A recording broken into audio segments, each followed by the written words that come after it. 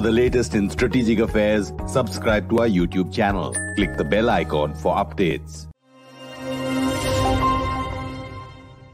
Today, we're going to take a quick look at some recent reports in the media about the India-China trade deficit, that it continues to expand despite various efforts underway by the government and by various other agencies to try and limit this deficit. I have with me Suranjali Tandon, who is an assistant professor at the National Institute for Public Finance and Policy.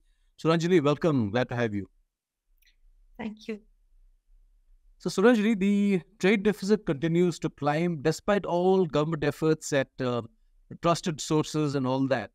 So, exactly what is going on, or where are we failing?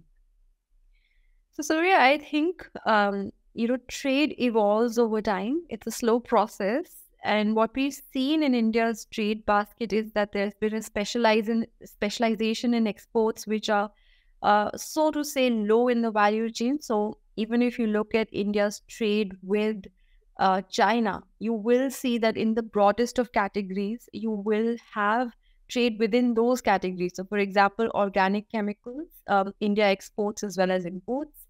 You will also see some machinery exporting and being exported and imported. So I think what is happening is that India finds itself in a situation where it's not exporting enough of high-tech, high-value chain products.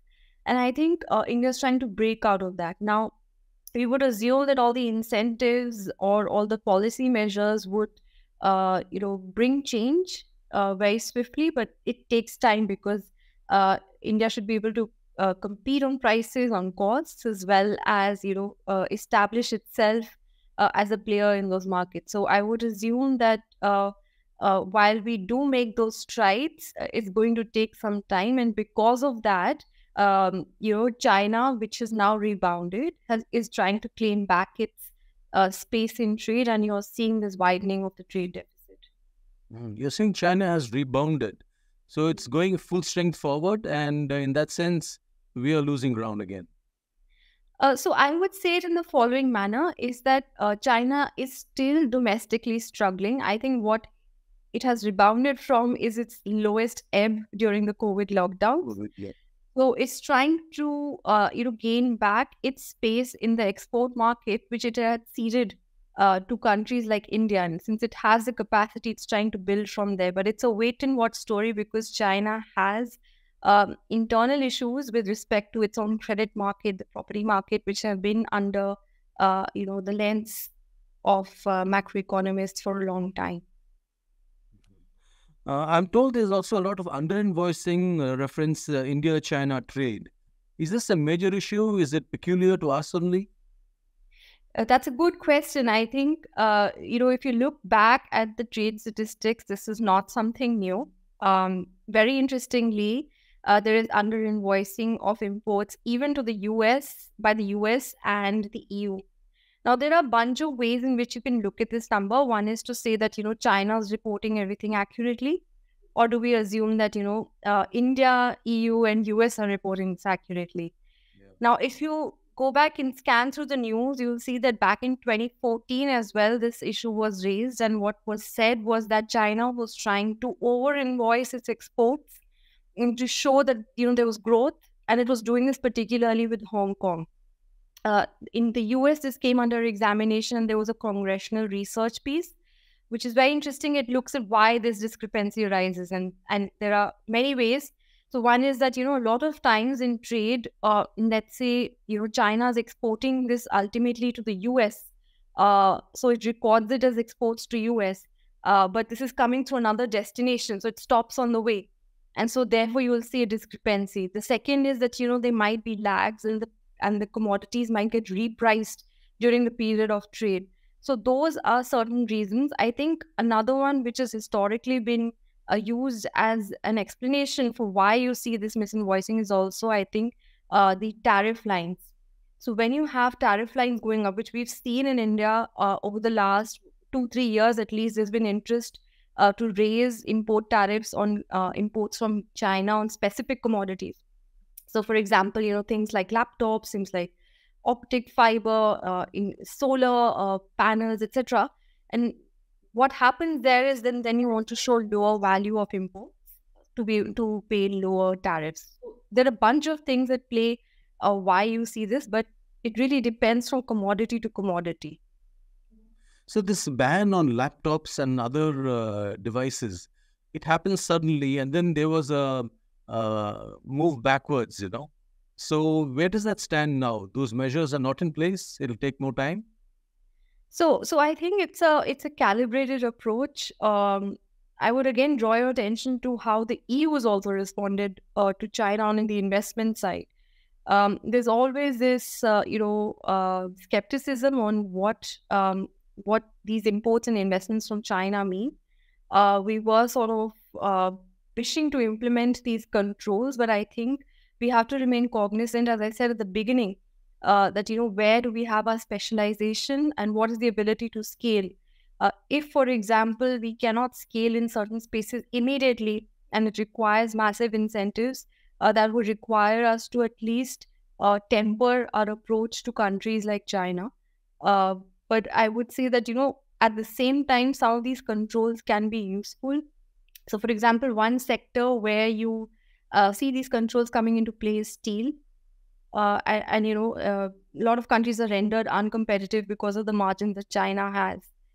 So it gives some space for countries to develop their capacity through these controls. But I think again we have to be watchful on what we have the expertise for and where the scale up is required. We can't be slowing down our own economy, just for the sake of trade.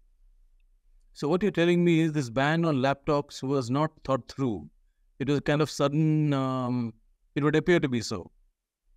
No, I think it's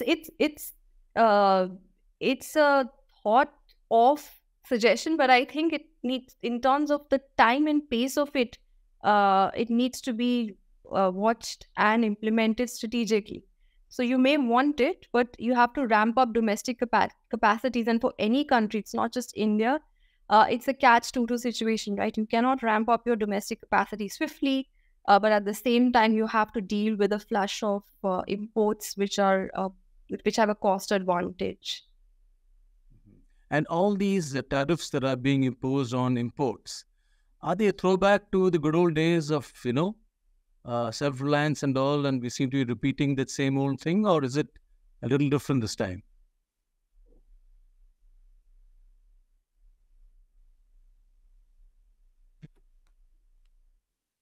Ranjali, you're frozen.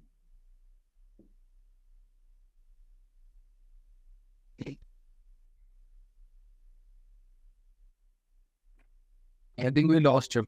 She'll be back. Yeah, fine. Yeah, you're back. I'll repeat that question. Can you hear me? Yeah. Yes. Yeah. Can you hear? Can you say something? Can you hear me now? Yeah. Okay.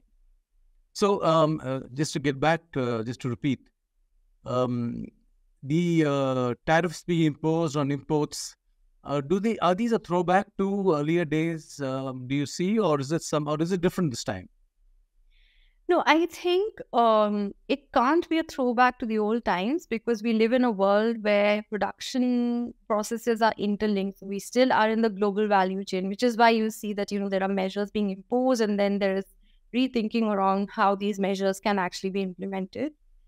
And I think what is happening now is a global phenomena. I think what we're seeing is that in order to understand what this slowdown really means for different countries, there is a race to save jobs. And I think a lot of countries are beginning to look inwards. And so therefore you see even in the US, even in the EU, whether it's through extension of subsidies or it's through trade control measures, there is a way to sort of stall the influx of commodities which are cheaply priced. So I think we would, over the next 3-4 years, have to wait and watch. Perhaps, countries are now thinking about what's going to take their growth story forward, and perhaps this is a response to that. Taking these trade measures is a way to respond to that. Just to get back to China, There have been reports that gold is a major item of import from China. I thought it was Switzerland. Is this is this how it is? No, so gold wouldn't be as per my calculations. So if you look at the header which says, precious stones and metals, it's less than a percentage of total imports from China. So I would imagine it's a small proportion. Okay. So last question: when you look back at India-China trade, what is it that we are doing right? Where is it that we are going off? I think we're right in trying to figure out what China can give us in cost-effective ways. Well, they have some sort of advantage in the electronic space. They've had it for some time.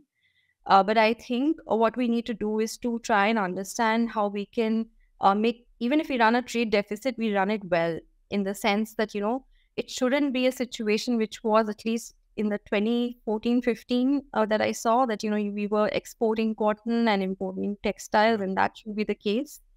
I think we should be able to access other markets on products that we were competitive on, which is gems and jewelry and textiles. And I think we need to reclaim that space. I think the second, of course, is that while we do import from China, I think there needs to be a domestic policy rethink, which has already been observed.